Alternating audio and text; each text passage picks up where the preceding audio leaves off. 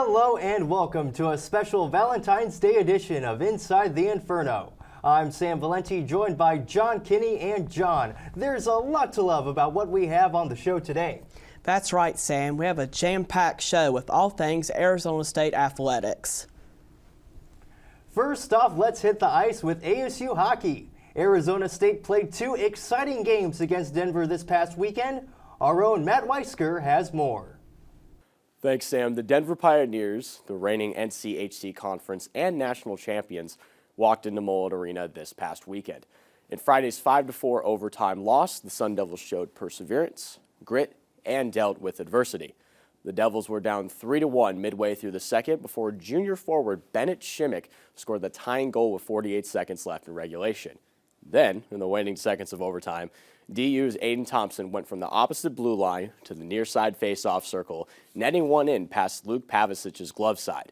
Saturday's showing featured the same fireworks that any neutral spectator would admire. At one point in the third period, the Sun Devils found themselves down 5-3. A minute and 47 seconds later, ASU had tied it up and the game was knotted up at 5. In overtime, Shimmick got behind Denver's defense, allowing him to slide a breakaway shot 5-hole to win it 6-5 and secure the season series for ASU. Next on the calendar is a road bout beginning tonight in Duluth, Minnesota. They'll face the Bulldogs looking for the season sweep. ASU is currently ranked 13th in the pairwise rankings and tied with Omaha for second in the conference. You couple that with the program's inaugural NCHC tournament appearance and a potential third outing in the NCAA tournament on the horizon for the program, time will tell how the first page of this new chapter of Sun Devil hockey concludes. Back to you at the desk. Thanks, Matt. Over from the ice rink to the baseball field, where ASU baseball looked to start things off strong. But to do so, they will have to get through Ohio State. The last time these two met, they split the series. Harrison Hassan has a preview of this weekend's series against Ohio State. Thanks, John. Arizona State baseball won't be seeing any roses tonight, but they will be seeing a lot of scarlet and gray this weekend against Ohio State.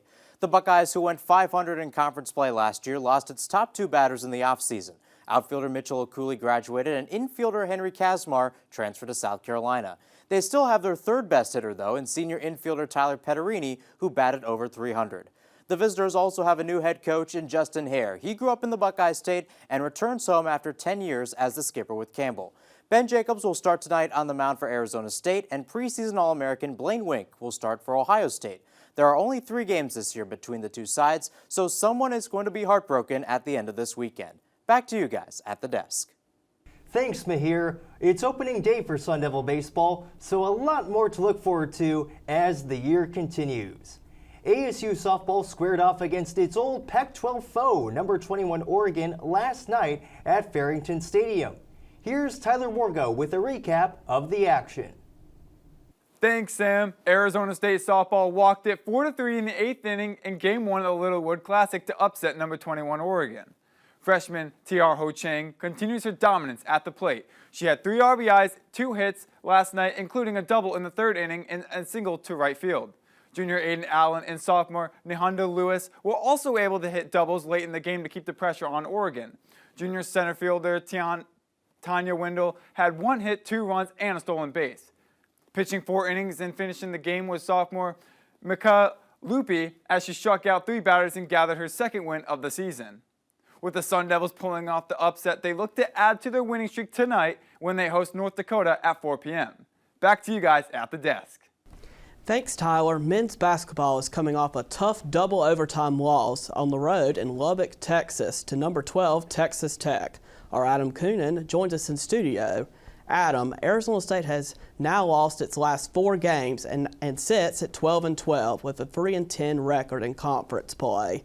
How would you describe the overall state of the team?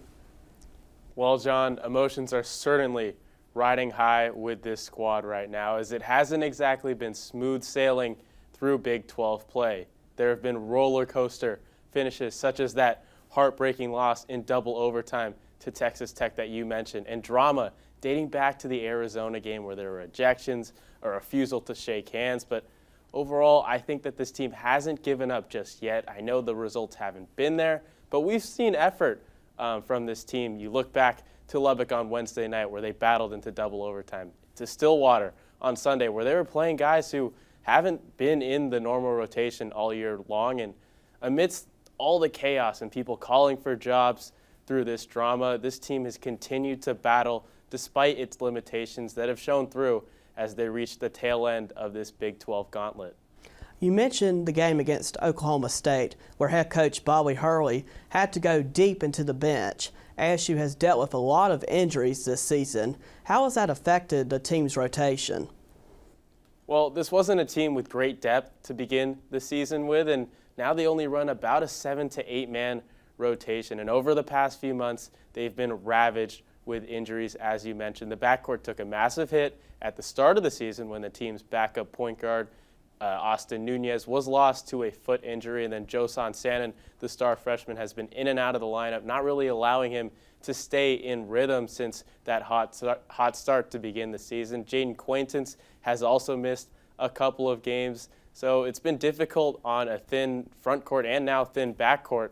And so ASU has had to deal with a difficult hand with these injury circumstances over the past couple of weeks, sometimes even having to run 6-man rotations or mixing in players who frankly have seen limited action collegiately.